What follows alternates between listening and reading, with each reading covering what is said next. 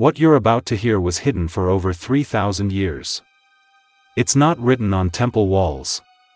It's not carved into stone. And ancient Egyptians did everything they could to keep it secret. Because if people had known the truth, the legend of Tutankhamun would never have sounded the same. Modern science uncovered something shocking. The most famous pharaoh in history was born from a brother and a sister. This wasn't a rumor. This wasn't a myth. It was written in his DNA. And this single secret explains his fragile body, his early death, and why his tomb survived when almost all others were destroyed. Tutankhamun, the boy king, the golden mask, a name known across the world. For decades, people believed his story was simple: a young pharaoh, a mysterious death, and an incredible tomb filled with gold. But the real mystery wasn't buried with treasures. It was buried inside him. In the early 21st century, scientists began DNA testing on royal Egyptian mummies. This was not guesswork or legend. It was hard evidence, genetic markers passed from parents to children, preserved for thousands of years. When researchers reconstructed Tutankhamun's family tree, they reached a conclusion that stunned historians. His parents were full siblings. Today, that sounds unthinkable. But in ancient Egypt, it was not only allowed, it was powerful. Pharaohs were believed to be living gods on earth. And gods, according to Egyptian mythology, married within their own family. Osiris and Isis, brother and sister, were the perfect divine couple. By copying the gods, royal families believed they were protecting their sacred bloodline, keeping power pure, keeping the throne legitimate. Tutankhamun's father, the revolutionary pharaoh Akhenaten, followed this tradition. Akhenaten is famous for changing Egypt's religion, rejecting the old gods and worshipping only one, the sun Diskaten. He challenged tradition in many ways. But when it came to royal blood, he followed it completely. And biology did not forgive that choice.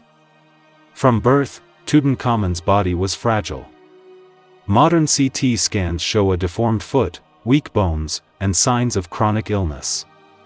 Archaeologists found more than 100 walking sticks in his tomb, not symbols of power, but tools he needed just to walk. This was not the body of a strong ruler. It was the body of a child born into genetic danger. Despite his condition, Tutankhamun became pharaoh at around 9 years old. But he never truly ruled Egypt. Powerful advisors controlled the kingdom, slowly undoing his father's religious reforms. His life moved fast. Too fast. Tutankhamun died at around 19 years old. The exact cause of death is still debated: infection, injury, disease.